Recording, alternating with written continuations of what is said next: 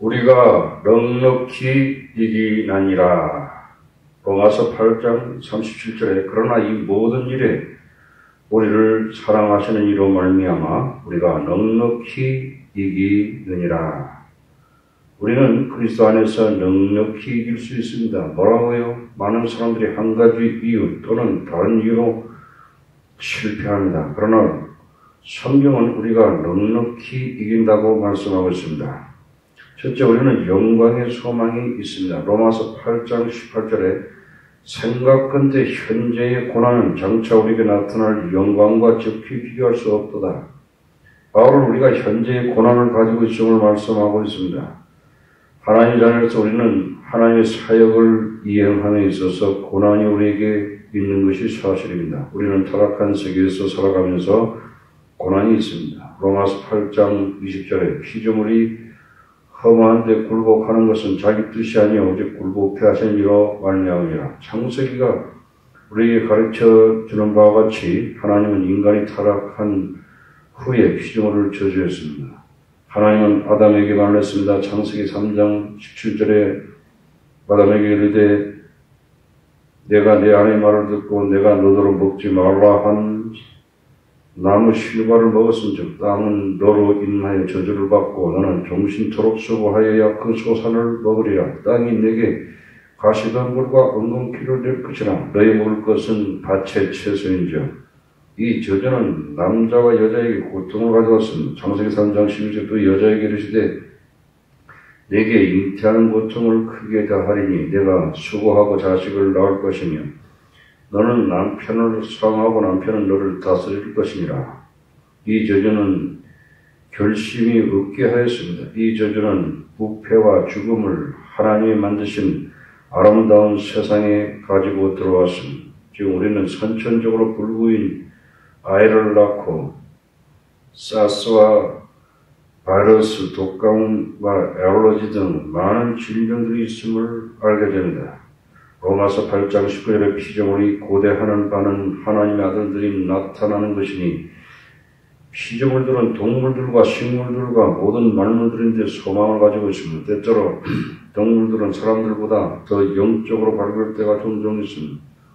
하나님은 발람에게 발락과 함께 이스라엘을 저주하러 가지 말라고 말씀하셨습니다.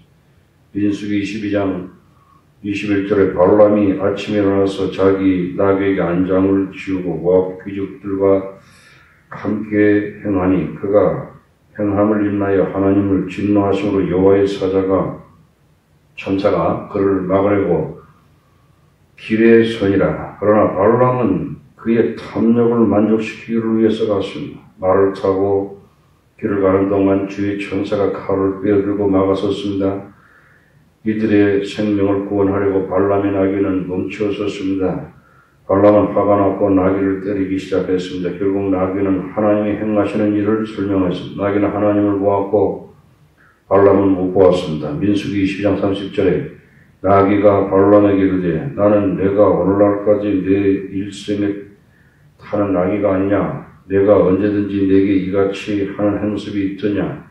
가를 데 없었느니라. 때에 여호와께서 발람의 눈을 밝히시며 여호와의 천사가 손에 칼을 빼어들고 길에 선 것을 보고 머리를 숙이고 엎드리니 피조물들은 완전한 회복을 위한 하나님의 소망을 가지고 있습니다. 로마서 8장 21절 그 바라는 것은 피조물도 썩어짐의 종류한 데서 해방되어 하나님의 자녀들이 영광의 자유에 이르는 것이니라. 피조물들은 회복을 열망하고 있습니다. 한편 피조물들은 하나님을 모르는 사람들의 현실을 이겨내라고 신음하고 있습니다. 가령 나무는 불신자들에게 그늘을 제공하지만 나무는 내부적으로 신음하고 있습니다. 닭이 경건치 않는 여인에게 먹히지만 닭은 참을 수 없을 정도로 슬퍼하고 있습니다. 그러나 피조물들은 소망을 가지고 있습니다. 하나님의 자녀들이 가지고 올 영광스러운 새로운 시대의 자유에 대한 소망입니다. 그다음 거기에는 저주가 없습니다. 하나님의 통치가 회복될 것입니다. 피조물들이 한 번 더 거룩하게 될 기회를 얻게 되어 하나님에 의해서 충만하게 축복받게 될 것입니다. 그러므로 하나님의 자녀들이 나타나게 될 때에 전 우주의 피조물들은 기뻐하게 될 것입니다. 이사야는 사람과 온 세상에 대한 하나님의 의로운 통치의 회복을 미리 보았습니다. 이사야 55장 12절에 너희는 기쁨으로 나아가며 평안히 인도함을 받을 것이요 산들과 작은 산들이 너희 앞에서 노래를 발하고 들의 모든 나무가 손바닥을 칠 것이며 하나님의 아들들이 나타날 때 손뼉 치고 춤추고 즐거워하게 될 것입니다. 로마서 8장 22절에 피조물이 다 이제까지 함께 탄식하며 함께 고통한 것을 우리가 아나니 여자는 견디기 어려운 고통을 참으며 아기를 낳았습니다. 그러나 여자는 생명을 세상에 낳는다는 소망을 가지고 견딥니다. 아기가 나왔을 때 어머니의 마음은 기쁨으로 가득 찹니다. 한순간의 모든 고통을 잊고 하나님을 찬양하게 됩니다.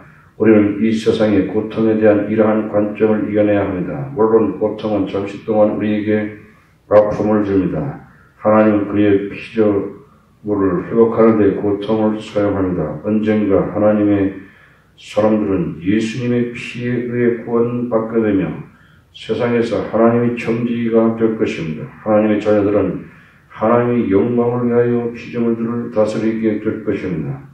더 이상 탄식이나 애통하는 것이나 아픈 것이나 죽음이 없게 될 것입니다. 그때에는 뉴스에 정의롭지 못한 일이 일어나 범죄나 폭력이나 스캔들이나 이런 대한 것들이 발견하지 못하게 될 것입니다. 더 이상 비극이 없을 것입니다. 대신에 평화와 어려움이 있을 것입니다. 이사야 11장 6절에 그때의 이리가 어린 양과 함께 가며 표범이 어린 염소와 함께 노며 송아지와 어린 사자와 살찐 짐승이 함께 있어 어린아이에게 끌리며 암소와 곰이 함께 먹으며 그것들의 새끼가 함께 엎드리며 사자가 소처럼 풀을 먹을 것이며 젖 먹는 아이가 독사의 구멍에 장난치며 젖된 어린 아이가 독사의 굴에 손을 넣을 것이라. 나의 거룩한 산 모든 곳에도 해변도 없고 상함도 없을 것이라. 이는 우리 바다를 덮은 같이 여호와를 아는 지식이 세상에 충만할 것입니다. 이사야의 예언이 성취될 것입니다. 모든 피조물들이 하나님을 인정하고 하나님 앞에서 살게 될 것입니다. 기쁨으로 하나님을 섬기게 될 것입니다.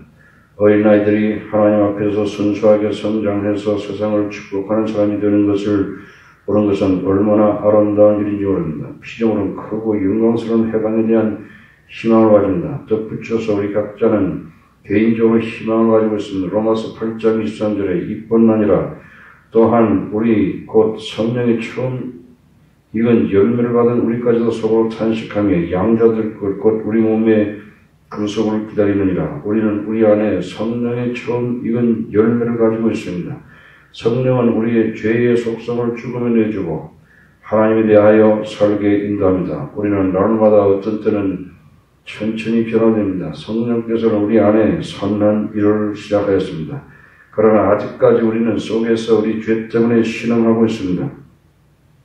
우리는 예수님을 좀 더 닮으려고 신음하고 있습니다. 예수님을 알기 전에는 사람은 자신이 선한 것과 자신의 이기주의가 하나의 미덕으로 생각했습니다. 예수님이 마음에 들어올 때 자신의 이기주의가 죄인 것을 알게 됩니다. 그래서 속에서 신음하기 시작합니다. 하나님은 우리의 신음을 받으시고 점진적으로 희생적인 사람으로 변화시키기 시작합니다. 우리는 또한 이 땅에서 영원히 살 수 없는 몸을 가진 것에 대해서 신음합니다. 우리는 요통을 앓고 불면증을 견디어내며 정신적인 문제까지 있습니다. 우리는 당뇨로 고통합니다. 고통당합니다. 우리는 육체의 한계를 느낄 때 신음합니다. 그러나 하나님은 우리 몸의 구속을 약속하셨습니다. 우리는 쇠하지 않고 영광스럽고 강력한 영적인 몸을 갖게 될 것입니다. 그때는 더 이상 신음하는 것이 없을 것입니다. 예수님께서 완벽한 것처럼 속사람과 몸이 완벽하게 될 것입니다. 우리는 그리스도의 형상과 모양대로 담게 될 것입니다. 이렇게 되는 것이 우리는 희망이며 이때를 우리는 간절히 기다리고 있습니다.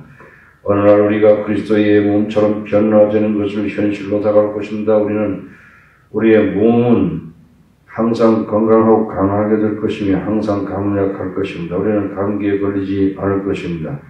우리의 마음은 영감이 충만할 것이며 창조적이고 상상력이 항상 충만할 것입니다. 우리의 영들은 그리스도의 형상으로 충만하게 될 것이고 우리는 예수님처럼 겸손하게 될 것입니다. 예수님처럼 은혜로울 것입니다. 예수님처럼 사람들을 동정하게 됩니다. 예수님처럼 거룩하게 될 것입니다. 로마서 8장 24절에 우리가 소망으로 구원을 얻었으며 죄인을 위한 하나님의 사랑은 죄의 용서함 그 이상입니다. 하나님은 우리 각 사람이 영과 마음과 몸을 그리스도의 형상으로 완전히 회복시킬 것입니다. 하나님은 장차 우리를 하나님의 나라를 위협으로 물려받을 하나님의 나라의 왕자와 공주로 만드실 것입니다. 이 영광스러운 희망이 이 땅에서 우리가 살아가는 동안 기쁨과 용기와 힘을 주실 것입니다. 우리는 고난 가운데서도 승리를 하게 됩니다. 예수님을 찬양하십시다. 둘째, 성령의 도움을 수여하고 있습니다. 그리스도 안에 있는 우리의 희망은 참으로 영광스럽고 놀랍습니다.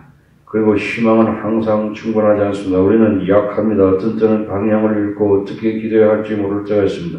예수는 우리에게 하나님의 뜻이 하늘에서 이룬 것처럼 땅에서 이루어지게 하옵소서 하고 기도하라고 가르쳤습니다. 기도할 때 성령께서 우리를 도우십니다. 로마서 8장 26절에 이와 같이 성령도 우리 연약함을 도우시니 우리가 마땅히 빌 바를 알지 못하나 오직 성령이 말할 수 없는 잔식으로 우리를 위하여 친히 간구하시니라. 성령께서 하나님의 모든 피조물을 절대 주권으로 통치하시는 것을 상기시켜 주십니다. 성령은 예수님이 이미 죄와 죽음과 마귀에 대하여 승리해 놓으셨다는 것을 상기시켜 주시는 것입니다. 아멘.